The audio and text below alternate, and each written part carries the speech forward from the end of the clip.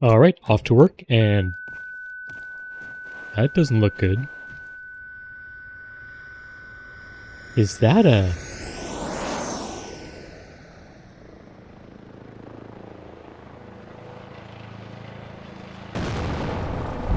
That definitely doesn't look good.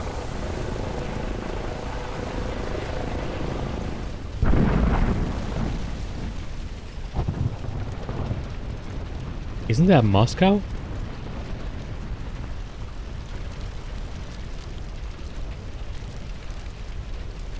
You know what?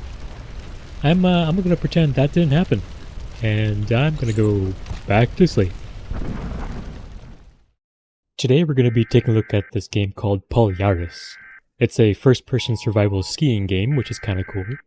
It's in very, very, very early development, and this is just a closed playtest. So everything we see here is just a super bare bones anything. They're just showing off their systems and kind of giving us a taste of what the full game's going to be.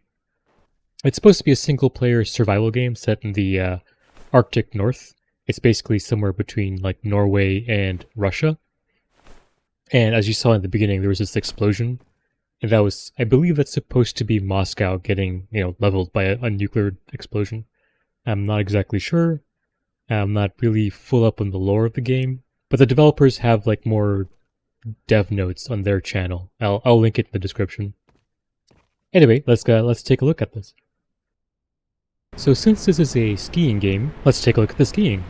Now I personally don't have any experience in real life or in any kind of game, except maybe Ski Free. I don't think that counts though as a ski game, or any kind of ski experience. As far as I can tell, it feels like what skiing should be. It's very fluid and fun, and there's a kind of inertia to it. So like, moving uphill you're a little bit slow, which makes sense to me. I don't know if you should be slower than it is currently in the game, but moving downhill feels really, really satisfying. I don't know exactly how to explain it, but you have to play it to feel how it is. I guess that's how skiing really feels like. I don't really know exactly. But I've noticed so far, like in the few hours I've been playing, is that you can make like little jumps and stuff, but if you have larger jumps, you'll take damage, which I don't know if that's right. I feel like there should be a mechanic to mitigate that damage. Like maybe if you hit the crouch button while you're in the airs, it simulates your knees bending so that when you land, you don't take the damage. So it is a survival game, so let's look at the survival mechanics too. If you take a look at the bottom left corner, there's a number of meters there. There's temperature, energy, hunger, thirst, health. There's also stamina, which show up when you sprint and stuff. Basically, you want to make sure that you don't really run out of any of these. So, for example, with the temperature meter, if you go all the way down to 0, you basically die. Hunger and thirst are also pretty standard. We can find food and water in these different shelters. Now, for example, for hunger, if you're all the way to 0, you don't exactly die right away, but what happens is like your health starts to deplete, and it depletes really, really quickly. So, the idea is stay fed. Right now, there's a lot of food to be found in these houses, because it's the playtest and they're just trying to figure out the systems and stuff. But hopefully, in the full game, it's not quite so plentiful, and it's a lot food and water. Hopefully, will be a lot rarer than it is right now. All right, we've made it to the pier here. Let's go take a look. There should be a rifle in here. It is kind of way too dark in here. I think the developers really need to brighten up interiors because we just can't see without this flashlight. And with the flashlight, it's just way too washed out. There needs to be something done about ambient lighting indoors. Grab these bullets.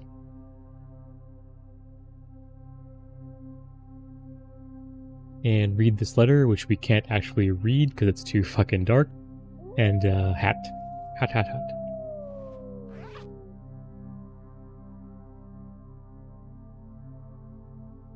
Alright, so there's this letter here which gives us a little side quest. And then there's this cot over here, which is the only place where we can save.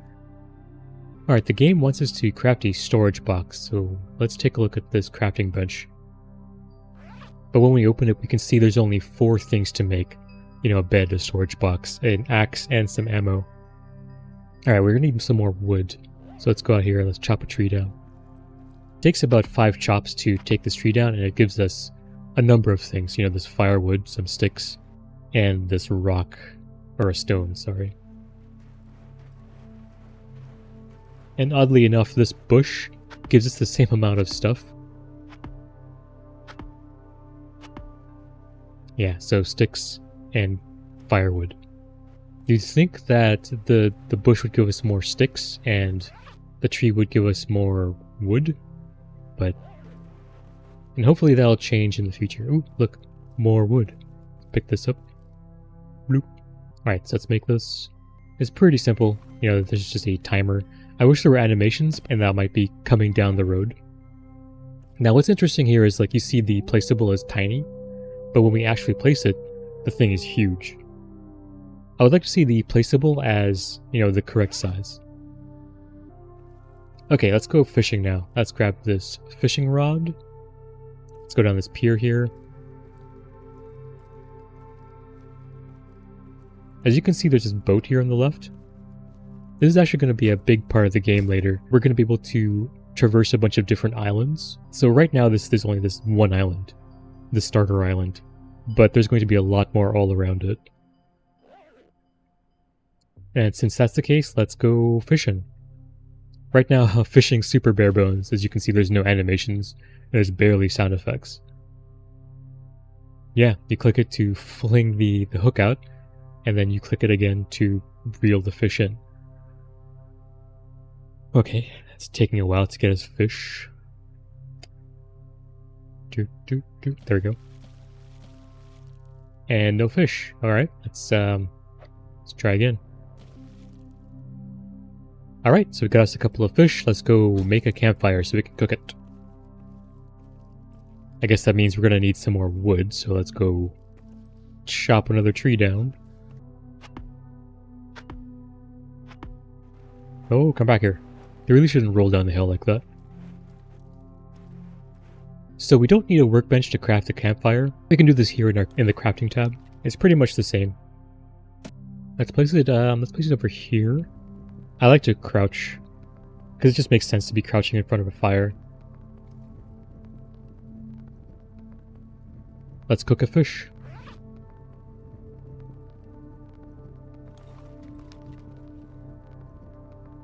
So let's compare the two fish, the cooked fish and the raw fish. As you can see, it's got more stats, it's got health, more hunger, and negative thirst.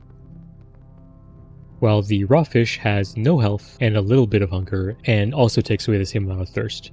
I think that raw fish ought to take away health, or at the very least it should poison you. I think Green Hell has it where if you ingest contaminated water, you start to throw up and stuff, which empties your stomach. I think the game should do something similar. Now you probably noticed how dark it's become, and if you look at the time here, it's already 7 o'clock. And I feel like the time goes by way too fast here. Like we went from this end of the island to over here, and that's nothing. And yet it took all day. That feels crazy to me. Maybe time should move a little bit slower. You know, I would say, you know, 1 game day in 1 real life hour. I feel like that's a pretty good balance of real time versus in-game time. As it is, it takes about 30 minutes for a full day to pass, and that's not enough time to go exploring, in my opinion. So as you can see, it's just about 5 AM, and I feel like that's too early. I think the game should allow us to select how long we sleep, so that we can avoid the nighttime. Because if you go out there while it's still nighttime, you're going to freeze to death. That's just common sense. Let's head north because we've got this side quest to deal with, which is to fix the radio tower. All we gotta do is find some wires so that we can apply it to the tower. Interesting thing about these wolves, they're pretty much everywhere because everyone's evacuated from the island. And they'll come after you if they're hungry. And one of the things I kind of would like to see in this game is that, you know, if you drop raw or cooked fish in front of them, I feel like it should take their attention. This one just doesn't care anymore, apparently. He was like, I'm not that hungry. But it would be nice to, you know, use these fish to either take away hostility or start some kind of taming system. That'd just be nice to see. Alright, let's continue on with this fixing the radio quest. Alright, there's the wires right there. Let's pick it up. Yeah, interiors are way too dark. They really need to do something about that. And I can't pick this up. There we go, we can pick it up from this angle. Alright, let's go fix this tower. There's gonna be bandits that's gonna pop in a second. Let's try and creep in so that we don't get... There we go, finally. Let's back up a little so that we don't get aggroed. And I want to say that I like this rifle a lot, this Mannlicher M1895. It's definitely a nice refreshing change to, you know, something like a Mosin. Alright, let's back up a bit. I want to show you something about the mechanics of this. If we ADS while standing, you'll see it's kind of moving around and shaking and have to readjust. And it's really hard to actually hit while you're standing, just because you're swaying a lot. But if you crouch and then you ADS, you see how stable it is? Yeah. It makes a lot of sense because these rifles are heavy.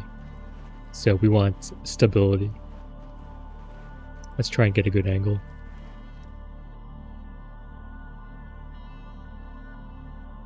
That guy? Let's go for this guy. Uh-oh. Didn't kill him. Got him that time. I missed. Really? Oh, I didn't kill him again. Run! Go, go, go! Ow. Let's back up over here.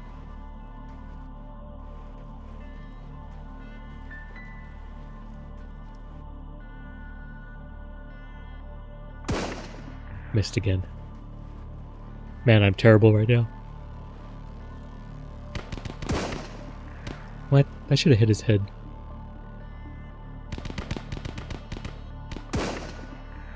That should have also hit his head. Heck.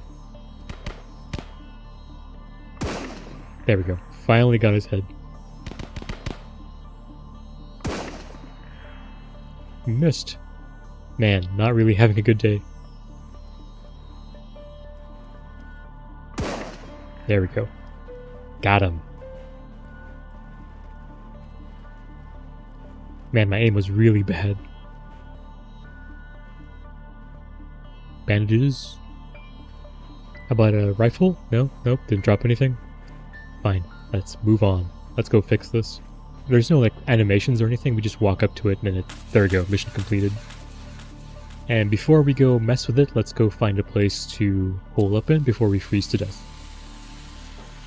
So repairing the radio station basically activates radio stations, go figure, and it gives us music, like three different stations, and there's a few others that we can unlock, and I really like this part where we can have our own radio station.